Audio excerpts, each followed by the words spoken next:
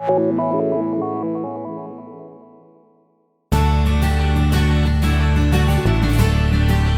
good day to you, ladies and gentlemen. This is Michael B. Ross, and I'd like to welcome you to the HBK High Performance Podcast. I hope that the sun is shining and the birds are chirping in your life, and I hope all your dreams are coming true. Before we get started today, as I always like to mention, if you hear one good thought, one good phrase, or one good idea from this podcast, I'd ask you to put that thought, phrase, idea into absolute immediate action. It is the application of our education that makes the biggest difference in our world. And the number one regret of the dying is that they did not live a life true to who they knew they should be. They instead lived their life based upon the expectations of others. I've talked about this before, but there is deep resonating psychology that we have three brains. We have our head brain, we have our heart brain, and we have our gut brain. Your gut brain is the one who leads you to action in an inspiring way. So make sure that you follow your gut when your gut tells you to move.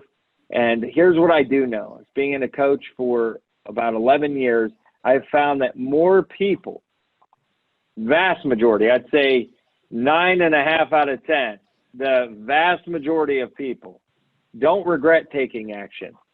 They regret not taking action. So make sure you take action. So I have a special guest with us here today. We have Juleen Keefer, who is a certified life and business coach with HBK High Performance, and she has a very, very special niche inside of the leadership and culture industry. And that is our focus at High Performance, is leadership and culture. But her specific focus, which I cannot wait for you to hear more about today, is how to lead like a coach. And I'm going to allow her to talk more about this, but Juleen is a great member of our team. She's been with us for 2 years, and she just continues to wow and accelerate our growth at High Performance. She takes care of our clients.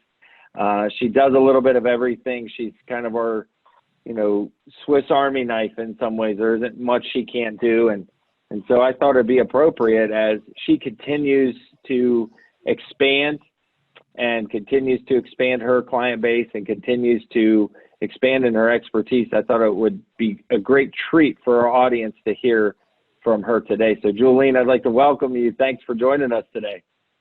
Great to be here, Michael. Well, awesome. So I like to ask this question to everybody when they come on the podcast, because this is a leadership and culture podcast. So what is the biggest lesson you've learned in leadership, about leadership? Kind of take me from the top and walk me through the biggest lesson you've learned about leadership through your years of research, study, and experience. Yeah, it's a great question, Michael. I think for me, the biggest lesson about leadership, or the biggest lesson I've learned, is the one I've learned most recently.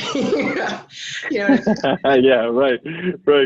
As you continue to grow, you learn these along the way, and they just become building blocks for leadership. And the one lesson that I've learned recently, at least phrased this way: the great paradox of leadership is that it's not about you.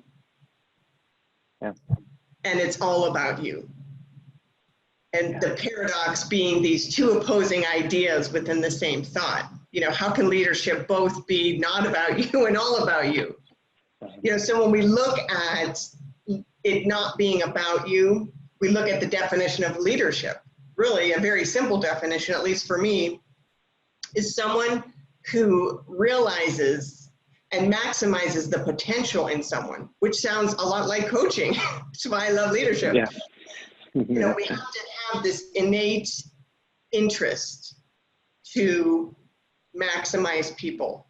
Start with love people. If you can't start there, don't even start with leadership. So in one sense, leadership it's not about you. And then there's this other side where it's all about you. And you have this exceptional self-leadership that we need, because the most important person that you'll ever lead is yourself. So that's what I'm learning most recently. Well, that is such a deep concept, And it is, there's a fine balance there, and it's really is hard to lead ourselves. And it's hard because, you know, there's persona, and there's expectations of others, and there's our own, you know, the Johari window, things we don't know about ourselves that others know, and there's things that we don't know about ourselves that nobody else knows, and all these unknowns. So when it comes to self-leadership, what some specific things that you tell your clients to do to become more self-aware so that they can lead better? Absolutely, and that's a great point. The Johari window is a great tool to use for coaching, because I think it's easier to see maybe sometimes in other people and other leaders. There's so many leaders who are just blowing up everywhere. They blow up their organizations, they blow up their staff teams because they don't lead themselves well. And I think for me, one decision I had to make as a leader is I will not lead myself by myself. Okay, and I think for leaders, that's important. I will not lead myself by myself. I'm not the only person that shapes who I am and who I become. You know, who we are, you know, and there's different ways to put a template around that, but, you know, we are shaped by, you know, repetition, visual, auditory, kinetic experiences, but we're also shaped by significant emotional events in our life. And some of those events are, you know, there are events and there's people, and those things, those experiences, what happens in our brain is when those events happen and those people in our life that happen to us and we experience them, they shape the belief systems that drive our behavior. So until we start looking at what are some of those beliefs that are driving our performance, it's going to be really difficult to be able to go forward because we don't understand how we even got here in the first place. So I think a good place to start with self-leadership is being extraordinarily self-aware.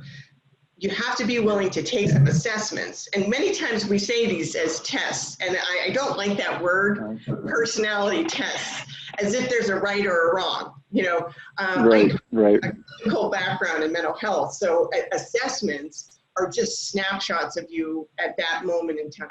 If you were to take a selfie right now, that's what an assessment is. There are certain things that are the same over time, but sometimes the scenery changes, you know. So, and I think where we get stuck is we get stuck on the judging. We judge it as good or bad. We judge our emotions as good or bad. We judge everything as good or bad, which is the wrong framework to look at self-leadership and self-management. It's not good or bad, but you have to start with what is. You know, I remember back in the days when you used to go to a shopping mall, a big shopping mall that you never went to before. And I'm someone who looks for directions. Like if I want to go to Macy's, I want to know where Macy's is.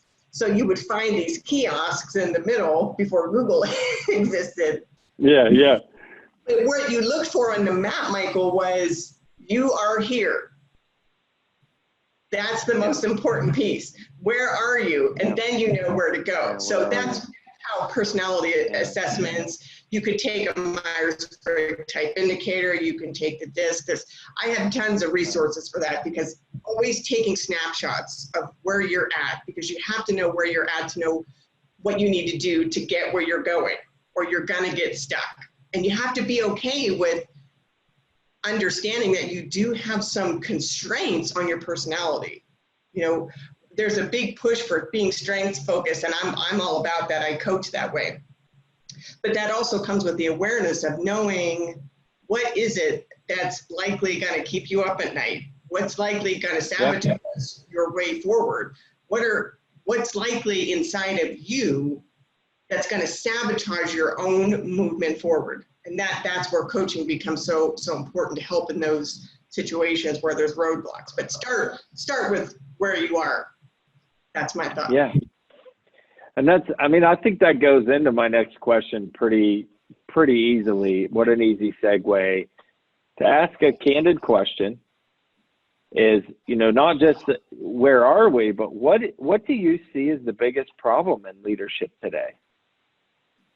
Another great question, Michael. I could probably talk about this one for a long time. Yeah, for a while. Right. Here's my first thought on this question. Particularly when we're talking about leadership and organizations and businesses. And this might be something you've heard before, but people don't quit their jobs. They quit their bosses. People don't quit their jobs, they quit their bosses. So what that says to me is, what's wrong with leadership is that there's a lack of insight. There's a lack of awareness. Insight is the ability to see inside yourself. That's not always something that you can do by yourself. This is where feedback and where leaders can get snafu'd because they're not willing to hear feedback, because it might be hard. Right. It might be difficult. It might challenge them. And if you're coming from the mindset of I'm the boss and I have the answers, well, especially with organizations, you want to grow your business, you want to grow your organization, but you're not looking at the big, gigantic holes in your pockets that are blowing up your budget, which is going to be your turnover. What is happening in your organization? Because people aren't leaving their jobs, they're quitting their managers. And because managers aren't leading well, people are leaving. So that is, at least according to Gallup has done decades of research, and Ivy League schools are talking about Gallup, Society for Human Resource Management's talking about this research, but what they're finding is turnover is a $1 trillion a year problem. It's $1 trillion a year, and it's 100% fixable. So when you look at, if you're reframing why people are leaving your organization as, well, they didn't belong or they're unhappy people, right. This is where the insight comes from. Take a look at yourself and take a look at your managers and how they're leading or not leading people, because you'll get much better results. Yeah. When you focus on the culture and the environment that you're cultivating, and you're creating an environment, whether you're aware of it or not, the benefit to you as a leader, as an owner or a manager in a company, is to be mindful of the environment that you're creating. So for me, I think that's one thing is the lack of insight. The lack of insight for managers. Another problem that I see is not executing or applying what is learned. You start off your podcast, which I love, every week. You hear one good thought, one good idea, apply it. I know people who will outread me. Now, I'm a lifelong learner, so I'm a podcast junkie, I'm a learning junkie, but I also apply that stuff. And I know people who will read books, go to training, do webinars, and they have so little execution on what they're learning. Right. And they'll even share it. They'll even talk about it. They'll even do a training on it with their staff. But there's no execution, there's no application.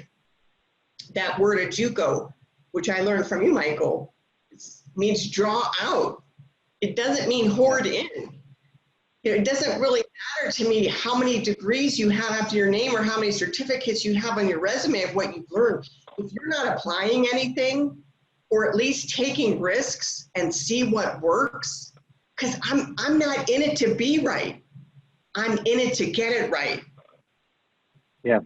I'm going to execute, and I may mess it up, but I'm going to do it failing forward.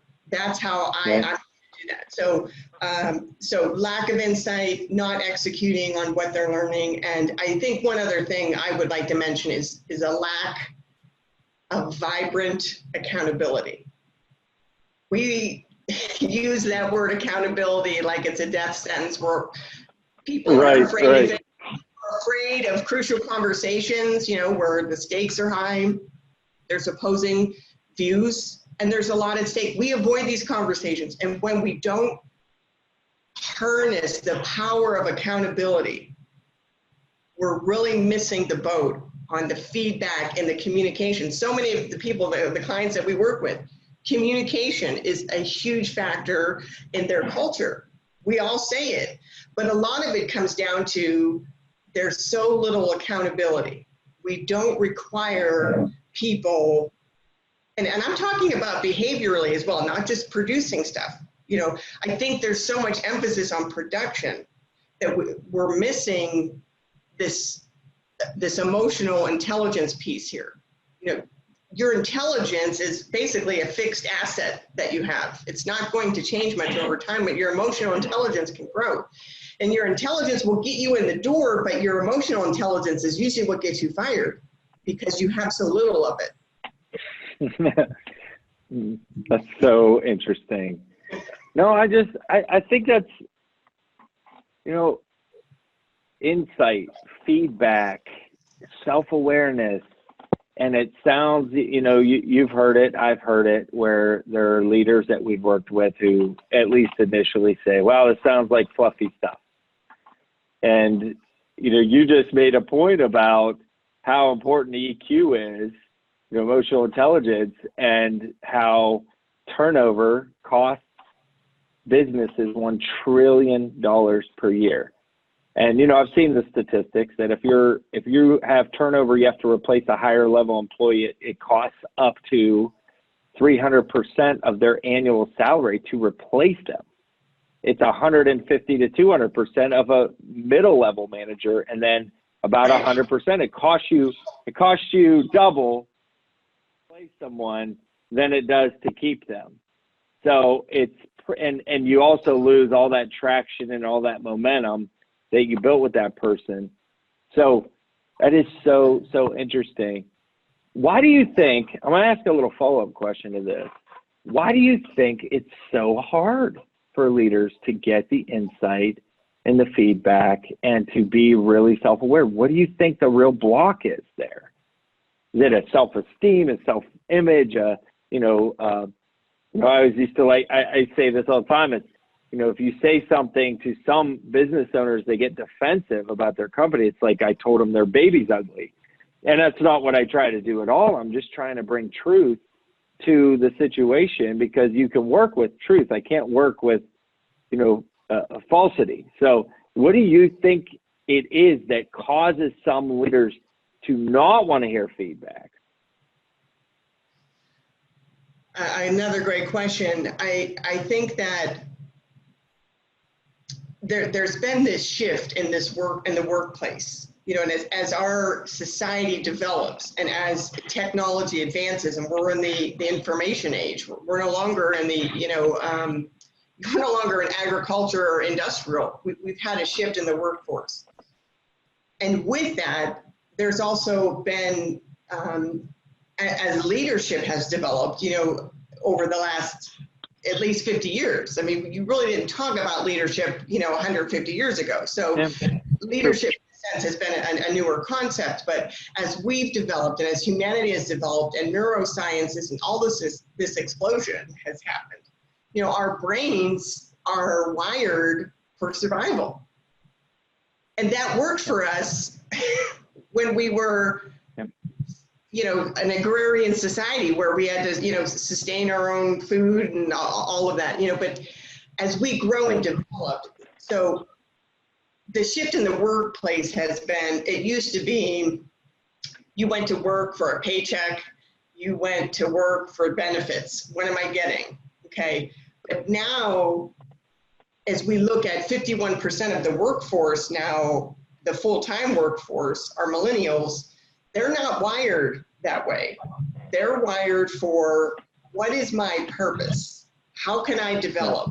How can I grow? How can my strengths benefit the organization? And how can I have an application for that? My job isn't a 9-to-5 thing that I do. It's now it's part of who I am.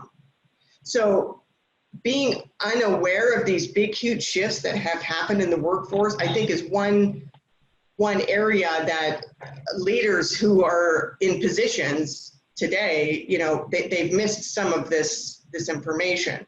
And And I think too, sometimes with age, as you get closer to retirement, we tend to take less risks. We want things to be comfortable. We don't want to, make these big decisions, and we just kind of want to coast into retirement. Well, right. We don't have that luxury anymore with the world that we live in, with the global economy. We don't. Yep.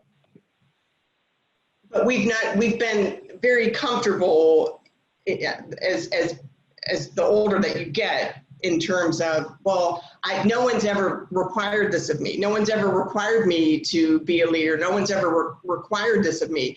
And even now, as this information becomes available to us, these great resources become available to us, I don't need to do that.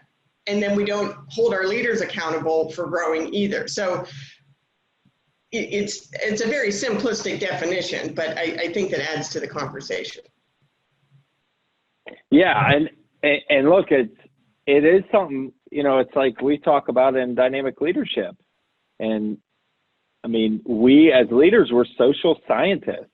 It's how do I take this expert skill and this knowledge and pass it on and duplicate myself in others? How do I get duplication within the organization? There's too much, as Ray Kennelly, one of our other coaches, says all the time, blaming, complaining, and deflecting when it comes to the responsibility of the organization, the responsibility of the leaders. And if there's a lack of growth, well, it's really the leader needs to take a good hard look in the mirror before they ever look at putting responsibility or onus on anyone else.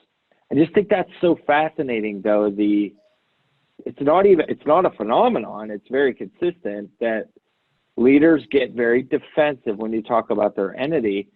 And for us, as coaches, we're not trying to put them down. We're saying, hey, you've got these big dreams. There's roadblocks in the way. Let's look at the roadblocks and not beat around the bush and figure out how to overcome those roadblocks. With that said, Juleen, I want to ask you about this concept of leading like a coach. What does that mean? Because I know coaching for many, many people is still a little obscure, I believe. I think it's starting to hit a little more of the mainstream businesses now, but consulting is something that's been highly accepted, or advising. Now we're coming into an era of coaching, and it's being ushered in. So now you're taking it a step further. You're saying, well, don't just get a coach. You're saying lead like a coach. So kind of explain that to us and help us understand how we can lead like coaches. Sure. I'm going to start with the definition according to the International Coaching Federation, which I think has a great definition here for coaching. Coaching is a partnership with clients in a thought-provoking and creative process that inspires them to maximize their personal and professional potentiation. So what that really says to me, you're a partnership. This isn't a dictatorship. We're not telling people what to do. We're not going in there and setting ourselves up as the expert. We can share from that platform if there's an opportunity to do that. But for the most part, we are a partner with our clients, and we are drawing out of them their solutions. We believe the client's the expert, not us. They're the expert on themselves. We're just there as a guide and as a partner with them to help them see what their potential is and what skill sets do they bring, and what can we maximize inside of them. And that's so powerful, Michael. I think when you look at leadership in terms of organizations, here's something else that the research showed us. When you're looking to promote someone to a position of leadership, I'm going to say manager, and for the purposes of this conversation, they're synonymous, leader and manager. Organizations tend to promote people to a position of leadership or manager because they've had tenure in your company. Well, they've been there a long time, so I guess it's time for them to be a leader. Or they did a good job in a skilled position that wasn't a managerial position. That's it. These are the top two reasons we promote. Right. What the research shows is 82% of the time, that's the wrong reason to promote someone to become a leader or manager. 82% of the time. And part of the reason is because we're not promoting to managers people that have a skill set to lead people. So Gallup found that there's actually 5 what they call talent domains, which is it's a cluster of skills. And just quickly, if I could just mention those, they're motivators. They know how to inspire people and get results. Secondly, they're assertive. They lead challenging conversations. They don't avoid these, and they take action and they're proactive. Third, they hold people accountable. There's that word again. We have to hold people accountable. It's the most loving, kind thing to do to someone is to hold them accountable. Fourthly, relational capacity. They're good relationship building people. They understand people language and they build on that in the workplace. We're talking about the workplace. And then the 5th talent domain is they are good decision makers.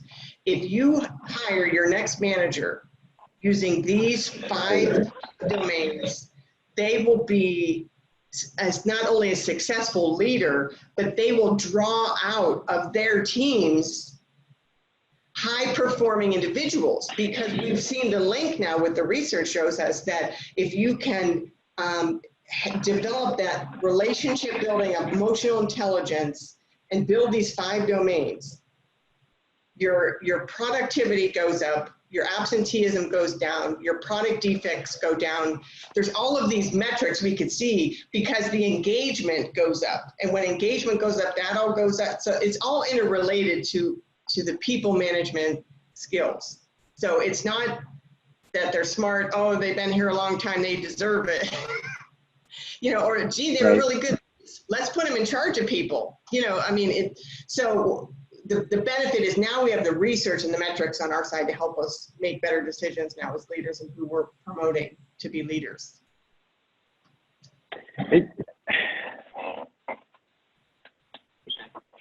And so the purpose of leadership then really it's like an organic, the purpose of leadership to really put other people in a good position to succeed. Yeah. Coaching is really the coaching methodology is really the channel to do that. Would you say that's right? Absolutely. Absolutely. Coaching is so powerful, and it's the new way that business is going. It's not about hammering people for results. You'll get better results if you build better people, but you have to do that in a coaching relationship. And it makes me think of one thing in particular. I'm just going to beat up the annual performance evaluation, because that's a manager tool that we've had for a long time. And in the decades that we've been doing our annual performance review, there's literally no research, zero research that proves that an annual performance evaluation changes behavior. Zero. There's literally zero. There's no significant, but yet companies spend billions of dollars, time, money, and they end up not being very pleasant conversations. So coaching, this is one area where coaching as a manager becomes so powerful, because when you're coaching, you're having much more frequent communication. You're having a daily check-in. You're checking in with your people. Hey, how's it going? How's your mom doing? How are your kids doing? What's going on? These don't have to take a half an hour, but they're very meaningful, because it starts with, I care about you. I noticed. A very powerful leadership word. I noticed. So when we look at not just daily check-ins, but what's the potential roadmap for this person, and being in that constant communication with them, that's what you need as a coach. It doesn't mean that you're micromanaging, but you're connecting, and that's a different language, is connection. And there's many ways that you can connect with your team that shows that you care, because we have to start with trust. If we don't have trust on our teams, we really don't have anything. And in the absence of trust, what you will have is politics and confusion. And so politics is, instead of saying, hey, your instructions to me felt harsh, was that what you meant? And just checking in, like, we have to be able to tell each other how we experience each other. Because if we don't say it to them, we're going to go say it to the 5 people that we're going to go sit at our desk with. And so that's what I mean by politics. Yeah. This false right. inauthenticity that happens in relationships in the workforce, because that's how the new way of how we have to get stuff done is be fake and phony and have all these side conversations instead of being honorable and being kind and having those crucial conversations and having some accountability and requiring more of our leaders and requiring more from each other. That's why we need to be a coach. Yeah. Yeah, you're just hitting me. I mean, every time I talk to you, I'm always thinking about ways I need to improve too, and that's okay. Like, and I think what leaders also need to hear, and I hear you say this all the time, that this isn't about judgment, guilt, and shame, and it's not about putting anyone down, or it's not about trying to get on top of somebody. This is just about trying to get a little bit better every day to make the environment a little bit better for those who work with you. And I wish we could superimpose our beliefs and thoughts into most other people, which we do. That's part of, another question I wanted to ask you was about coaching, which I will hear in a second. But I think it's just really important for leaders to realize that you're never, ever going to get to a place of complete satisfaction. And that's okay. Like, if you did, how awful would life be? How terrible would it be? Right. But to get a little bit better, to improve the environment just a little bit, the moral standard, the moral compass of creating an environment where people can thrive, how important that is to our lives, and not taking things personally, how important that is. Which begs for me to ask you, why do you recommend, and not to be self-promoting, but why do you recommend that every leader have a coach? You're a coach, I'm a coach, Ray's a coach, Greg's a coach. Why do we recommend it? Why, in your words, do you recommend it? Here's how I recommend it, because this is what has worked for me. We have to upgrade our ordinary and unlock the extraordinary. Be you, only better. And what I mean by that is, in this information-driven society, in this technology-based economy, we'll spend more money and more time upgrading our mobile phone and our apps and our computer systems than we will on ourselves. We'll spend more time, more money on making sure our pets have what they need than managing ourselves and making sure that we're the best version of ourselves. And I think for me, like, truth comes in seed form. It has to grow. Yeah. And we have nature as a great analogy for this. It takes time to grow an oak tree. Yeah. And it also takes water, and it takes heat, and it takes other things. But, leadership happens daily, not in a day. It has a series of repetitive motion to set us to be the best version of ourselves. When I think of people who are the greatest at what they do, whether it's athletes or speakers, they do it because they repeat the simple things, and they do it with monotonous regularity, because you have to practice it. It's a daily practice. Daily practice. Yep. So if you don't have somebody there helping you, I mean, what's the chances that you're going to follow through with that practice? Right. I mean, support and accountability. That's a huge piece of coaching. We need support. We need someone to help inspire us and challenge us and help us to get over these roadblocks. You know, and as we age, you know, those roadblocks become more numerous. You know, we're in a time of disruption in our economy, in the country and in the world. Yeah. No one's been through this before in our lifetime. So we've got to be able to have someone who can come alongside us and help us bring awareness and support and accountability, help us get through these roadblocks, because we can get stuck, especially if it's something that's painful or hard. You know, most of us, you know, can go through life and we don't process the things that we need to process emotionally, and they become baggage to us.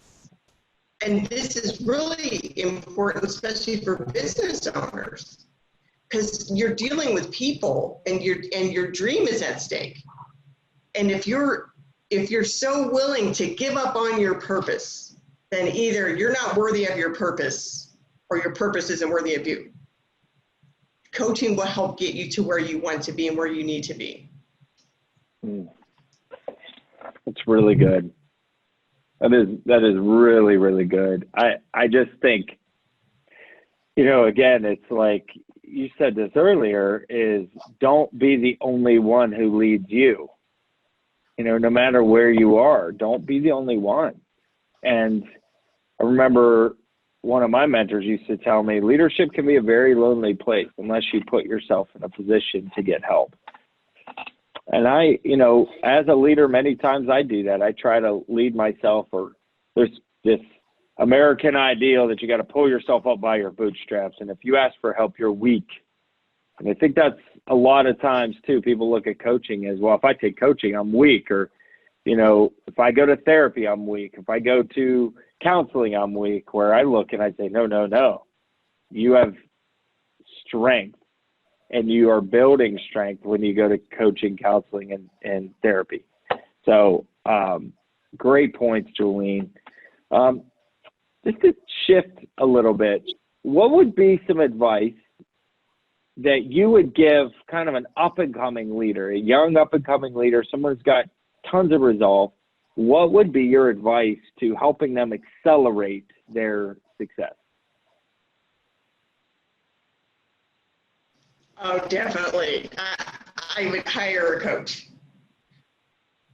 A coach will take the information that you've learned. You know, maybe if you're just graduating from college, or you're new in a manager position, or you're a young entrepreneur, get a coach. Life is hard. Life is messy.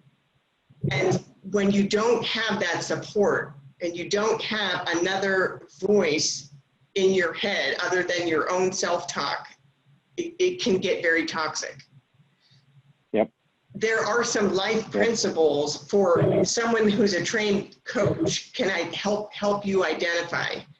But our heart is always to help you be the best version of yourself. Get a coach. And there's other ways. You can get a mentor, you know, and that could be more work specific. So for example, if you're in a company and you want to get up to the C-suite level, you know, you can find mentors in the company and work that way. But a coach will just upgrade you to help you, to tell you the things that you need to hear and maybe the things you don't even want to hear.